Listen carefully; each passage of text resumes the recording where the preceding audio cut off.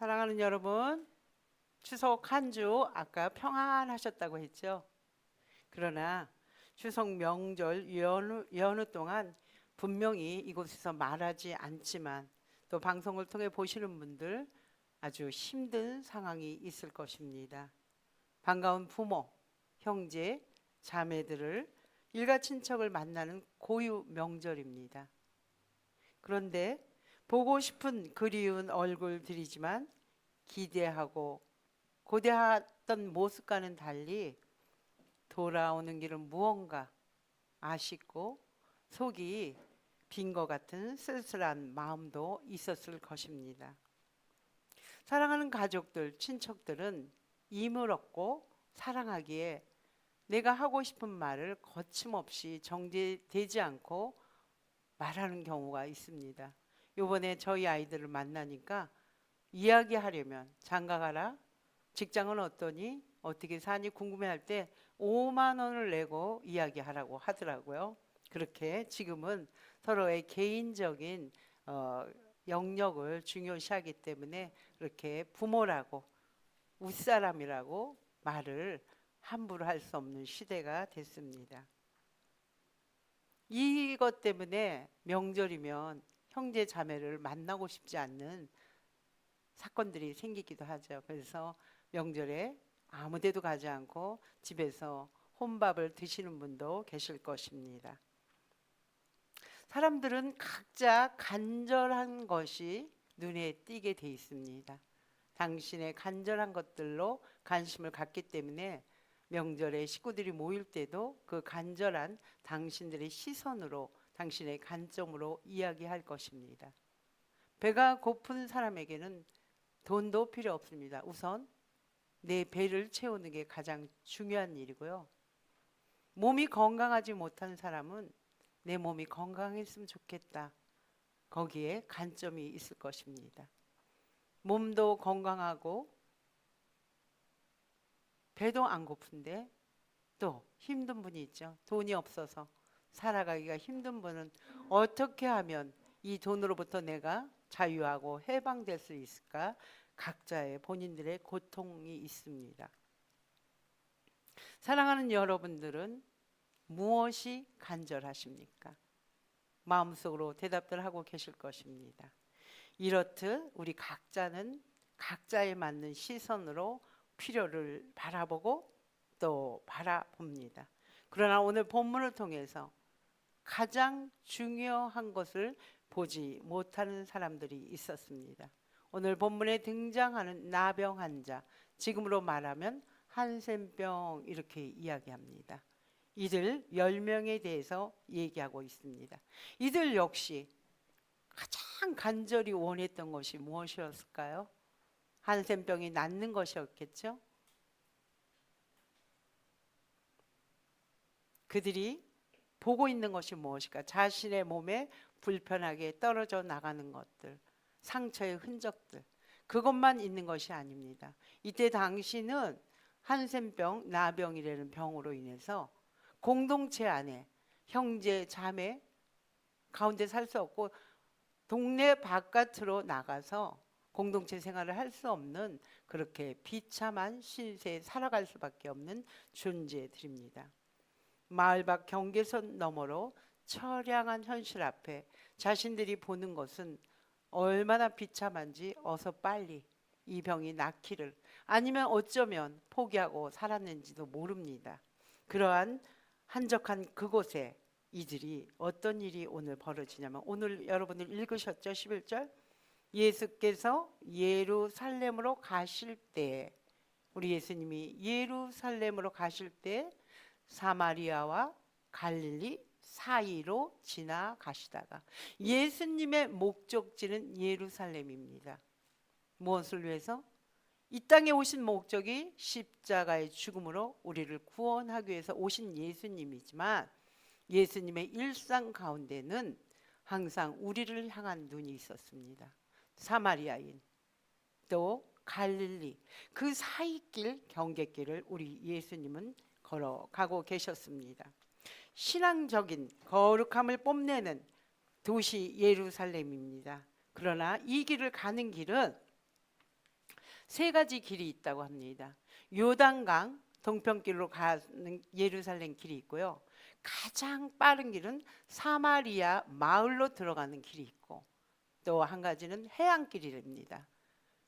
그런 길 중에서 우리 예수님은 어디로 향하셨냐면 갈릴리와 사마리아 길, 그 길을 걸으신 것입니다. 목적이 있으셨던 거죠. 소외된 영혼, 변두리 인생, 주변부 인생에 관심이 있기 때문에 예루살렘이 목적이지만 빠른 길을 통하지 않고 경계선에 있는 적경지대에 있는 그곳을 향하여 가신 것입니다. 우리 유대인들, 이스라엘 민족은 선민의식이 있어요. 자기들만을 하나님께서 택해서 예수 그리스도가 이스라엘 민족에 왔다는 그 선민의식이 있습니다. 그러나 우리 예수님은 유대 민족만을 위한 것이 아니고 이방인, 혼혈인, 사마리아인, 무시당하는 그들에게도 예수님의 시야는 있었던 것입니다. 그 사이길은 유대인과 사마리아인이 단절된 곳입니다. 단절되면 어떤 일이 벌어지죠? 배제되고 배타하고 불통되는 그러한 길입니다. 그러나 그 사이길은 동시에 그러한 것이 있는 동시에 서로 화합하고 다시 만날 수 있는 공간의 그러한 공존의 공간도 되기도 합니다.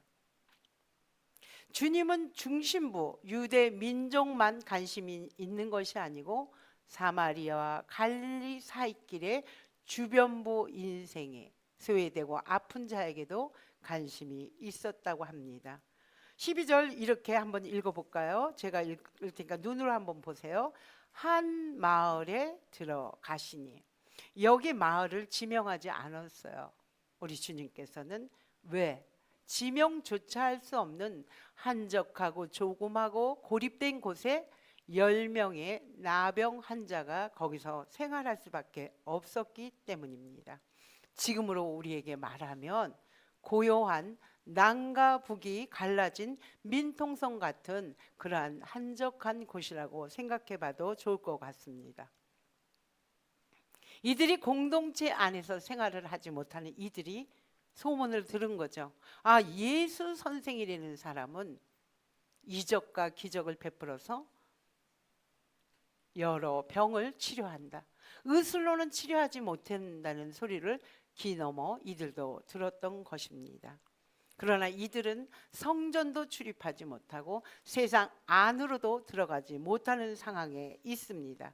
그런데 우리 예수님께서 그 길을 지나가는 것을 이들이 보게 된 것입니다. 가까이 할 수 없습니다. 왜? 부정한 자이기 때문에. 그래서 이들은 오늘 읽었듯이 10명이 예수를 만나는데 가까이 만나는 게 아니고 멀리 서서 13절 소리를 높여 이르되 예수 선생이여 우리를 불쌍히 여겨 주소서 이렇게 소리를 지릅니다. 우린 다급하면 소리를 지릅니다.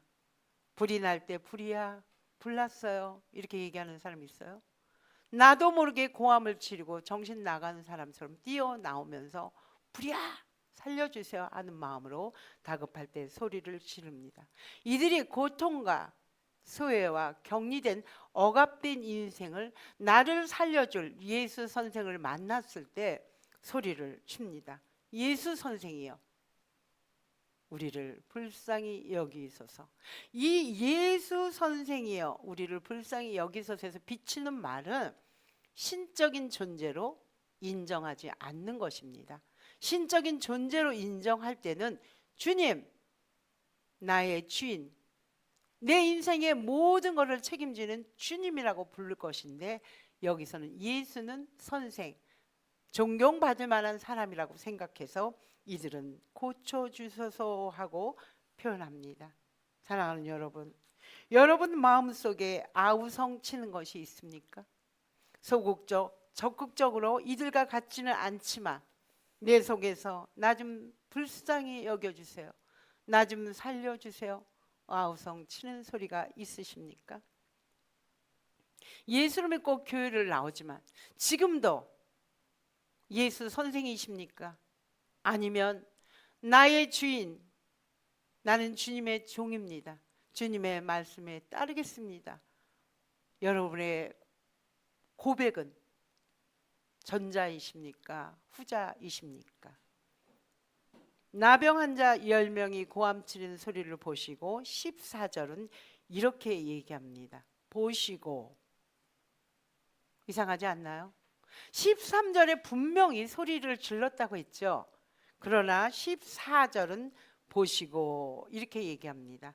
고함 치는 소리를 들으시고, 이게 더 표현이 적절한 표현 아닌가요? 그러나 헬라어로 이 성경은 그 당시 2000년 전에 쓰여졌습니다. 헬라어, 그리스어입니다.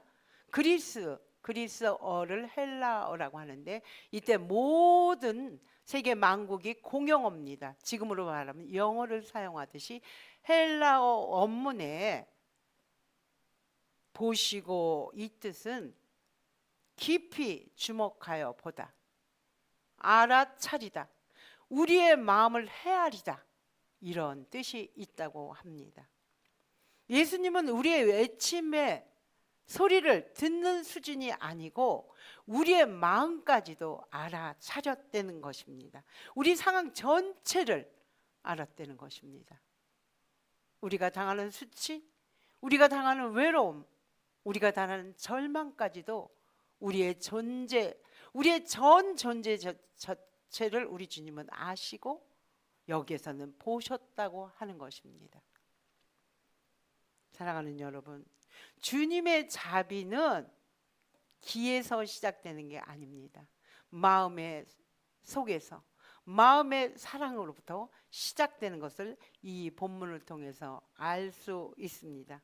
예수님의 사랑을 알아차린 이들, 예수님의 사랑을 알아차린 이들이 용기를 가지고 나아가는 것을 볼 수 있습니다. 제사장에게 너의 몸을 보이라 하셨더니 그들이 가다가 깨끗함을 입은지라. 여러분, 병이 낫고 걸어간 겁니까? 병이 낫지 않은데 걸어간 것입니까? 오늘 본문을 보면은 그들이 가다가 깨끗함을 받은지라 이렇게 써 있습니다. 이들은 아직 부정한 자입니다. 세상 안으로 들어갈 수 없는 자들입니다. 그러나 예수의 사랑을, 예수 선생을 눈치채고 이분의 용기에 힘얻어서 이들은 아직 낫지 않는 병인데도 불구하고 제사장에게 보이려 가고 있는 도중에 병은 나았다고 성경은 써 있습니다. 제사장 앞에 설 수 있는 것은 병이 완전히 치료되고 나은 뒤에 제사장 앞에 가서 너는 사회로 복귀해도 돼, 이런 소리를 듣고 세상 안으로 들어가야 되는데 이들은 거꾸로입니다. 제사장하고 가는 중에 치료받은 것입니다. 주님 왜 이렇게 말씀하셨을까요? 여지껏 우리 주님의 이적과 기적을 보면 우리 주님은 말씀 한마디면 나병 환자는 깨끗이 치료받을 수 있습니다. 그러나 주님은 율법도 중요시하고 우리의 사랑도 중요시하는 것입니다. 네가 난 것을 누구에게? 제사장에게 보이라 이렇게 말합니다. 그러나 주님한테는 우선순위가 있습니다. 어떤 우선순위? 내 말을 믿고 순종하는 자에게 그 뜻이 이루어진단다. 다시 말해, 너와 나의 관계가 하나가 될 때 너의 병은 치료된다는 압축된 언어입니다. 우리 사랑하는 여러분, 지금도 주님께서는 여러분들에게 문 바깥에 서서 두드리고 계십니다. 요한계시록 3장 20절은 이렇게 써 있습니다. 볼지어다 내가 문 밖에 서서 두드리노니 누구든지 사마리아, 이방인, 예수를 믿는 사람이든지 믿지 않는 사람이든지 내 음성을 듣고 문을 열면 내가 그에게로 들어가 그와 더불어 먹고 나눈다고 주님은 말씀하십니다. 예수 믿는 사람에게 국한시키는 것이 아닙니다. 사랑하는 여러분, 하나님의 방식은 우리가 이해할 수 없습니다. 우리가 이해하는 것은, 기억하십시오, 이해하는 것은 믿음이 아닙니다. 우리가 이해하는 것은 상식입니다. 우리가 이해하려고 하는 것은 합리적이고 효율적이고 생산적인 것만 추구합니다. 그것은 우리의 상식적 사고지 믿음이 아니라고 합니다. 어떻게 알 수 있을까요? 믿음의 조상, 여러분 잘 알고 있지? 아브라함, 이렇게 얘기합니다. 우리는 믿음의 조상을 아브라함이라고 합니다. 창세기 12장 1절에 이렇게 기록되어 있습니다. 하나님께서 아브라함을 처음 만날 때 아브라함은 다른 종교를 숭배했습니다. 네가 태어난 것, 네가 자라난 것, 고향과 친척과 아비 집을 떠나 내가 너에게 보여줄 땅으로 가라. 잘 들으십시오. 보여준 땅입니까? 보여줄 땅입니다. 보이지 않는 미지의 세계를 갈 때 하나님은 아브라함을 믿음을 하나님의 옳은 대로 행했다고 믿음의 조상으로 삼았습니다. 사랑하는 여러분, 믿음을 가졌다 하면서 우리가 살아갈 때 마치 안개 속을 거닐듯 우리는 앞이 보이지 않을 때가 너무도 많을 것입니다. 한 치 앞도 보이지 않는 막막함 속에도 우리가 순종하며 한 발 또 한 발 믿음으로 발자국을 띄울 때, 그때 우리가 일하는 것이 아니고 주님이 우리를 대신해 일해 주신다고 말씀하십니다. 믿고 가는 것입니다. 믿음은 결과를 보는 것이 아니고, 결과는 보이지 않지만 하나님의 말씀에 순종하며 용기 있게 나가는 것을 믿음이라고 했습니다. 그러나 사람들은 이것을 우리 보러 뭐라고 하죠? 무모하다고 합니다. 사람들은 우리 보고 무모하다고 하지만 우리는 이것을 믿음이라고 합니다. 고린도전서 1장 18절은 이렇게 기록되어 있습니다. 십자가의 도, 십자가의 길로 살아가는 사람들은, 세상 사람들은 우리를 미련하다, 바보다, 어리석다 하지만 예수 그리스도를 믿는 우리들에게는 하나님의 능력을 경험한다고 분명하게 말씀하고 계십니다. 나병 환자 10명도 치유의 기적을 경험했습니다. 모두가 같은 기적을 경험했습니다. 그러나 10명 중에 9명과 1명의 선택은 달랐습니다. 우리도 똑같습니다. 예수 믿는 사람이 똑같이 예수 믿습니다. 똑같이 아팠습니다. 똑같이 죄인이었습니다. 그러나 그것이 하나님의 뜻이었다고, 하나님의 영광이라고 고백되는 자냐, 아니면 자기의 가야 될 길, 제사장을 향해 가야 되냐, 하나님은 여기에서 우리에게 다시 한번 우리의 시선을 예수의 시선으로 함께 주목하자고 합니다. 제사장에게 자기 몸을 완치 판정받고 달려가서 사회에 복귀해서 그리운 가족과 친척을 만나는 것이 당연한 것입니다. 그러나 예수 믿는 사람은 우선순위가 다르다는 것을 오늘 말씀을 통해 보여주고 싶은 것입니다. 9명은 내 병 낫는 거, 그동안 고통받고 사회에 격리됐던 거에 기쁨에 겨워서 제사장에게 갑니다. 그러나 1명은 이 병이 나은 것, 이 병을 누가 낫게 한 것이고 이것이 어디에서 온 것인 것을 아는 것입니다. 그래서 자기가 제사장에게 가던 길을 돌이켜 예수 선생에게 가는 것입니다. 그리고 예수 선생에게 큰 소리로, 아까도 소리를 질렀지만 그 소리보다 더 컸다는 거죠. 오늘 본문에는 큰 소리로 15절 하나님께 영광을 돌리며 예수 선생 앞에 엎드리는 것입니다. 엎드리는 것은 내가 주인이 아니고 이제는 당신이 내 주인이라고 고백하는 행위입니다. 그럴 때 우리 예수님은 이렇게 합니다. 10사람 중 9명은 어디 갔느냐 질문합니다. 우리 모두 예수 믿는 10사람들입니다. 제사장에게 보이려 세상 가족과 사회 속에 그쪽 방향으로 갈 것이냐, 아니면 이 영광은 하나님께 있는 것이냐, 그것을 주님은 보고 싶었던 것입니다. 주님은 우리에게 감사의 고백을 받기 위해 이 본문을 쓴 것이 아닙니다. 지금 여기 계신 여러분들, 하나님과 우리가 단절되었던 상황들입니다. 그러나 예수 그리스도께서 우리를 불쌍히 여기시어 십자가의 사랑으로 하나님의 형상을 회복시킨 우리들입니다. 감사를 왜 하나님은 우리한테 요구하실까요? 감사를 할 때 내 자신의 위치, 내 자신의 자리를 아는 것이죠. 감사를 할 때 가장 사람답게 가장 행복하게 살 수 있는 것입니다. 감사를 모르는 사람은 자기 중심적인 사고로 살아가는 것입니다. 자기 주먹이, 자기 재산이, 자기 건강이, 자기 실력이 월등해서 산다고 생각하기 때문에 우리 주님은 덕분에 사는 인생을 알게 하고 싶은 것입니다. 자신의 연약함을 인정하라는 것입니다. 하나님과 단절된 우리, 죄인이었던 우리를 하나님께서 예수 그리스도를 통하여 하나님 자녀되게 한 것을 알고 고백하는 자만이 감사를 할 수 있습니다.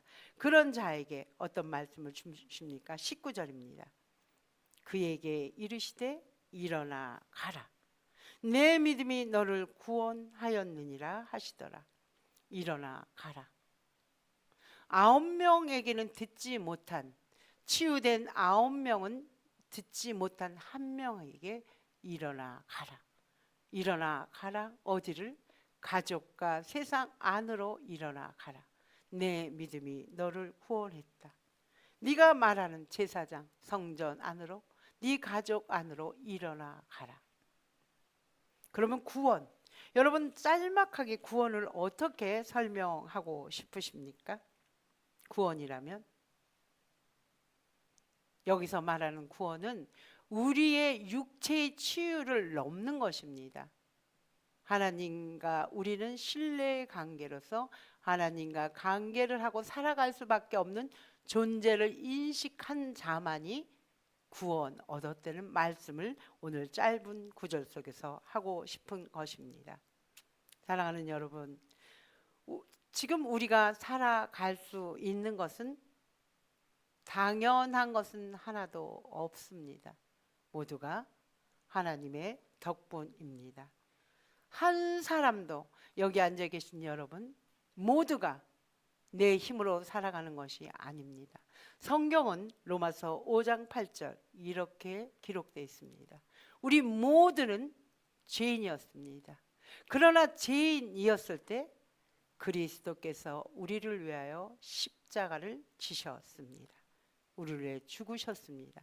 이 일로 인하여 하나님께서는 하나님과 우리의 사랑을 확증하셨다고 말씀하고 있습니다. 누구 덕분이죠?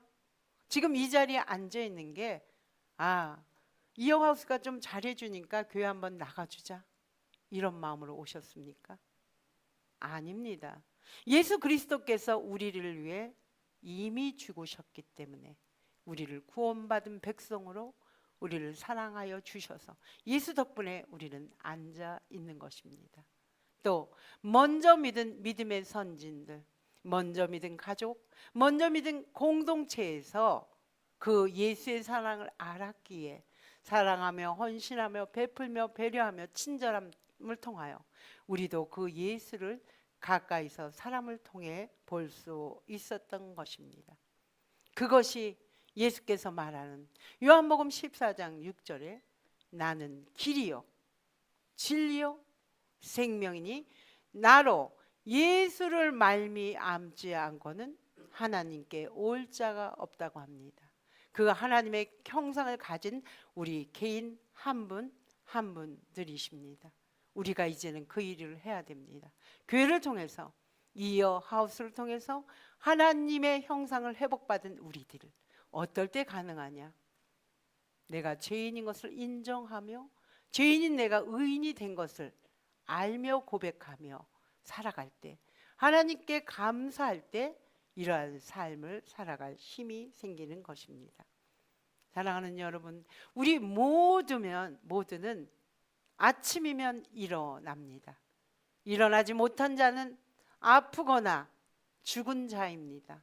그러나 오늘 주님께서 일어나 가라, 침상에서 일어난 여러분, 우리의 시선을 어디로 향하시렵니까? 쉽지 않습니다. 감사하는 것은 쉽지 않습니다. 그러나 하나님은 우리가 행복하고 우리가 축복의 문에 들어서기 위해서 우리에게 하나님은 억지로라도 감사하라, 범사에 기쁜 일이든 슬픈 일이든 아픈 일이든 고통스러운 일이든 모든 환경을 범사에 감사하라, 이렇게 말씀하십니다. 그 감사가, 범사가 일상이 될 때 우리는 나와 함께, 또 여러분과 함께, 주님과 함께 세상을 향해 더불어 나아갈 수 있는 것입니다. 기도하겠습니다. 참 좋으신 아버지, 감사합니다. 오늘도 귀한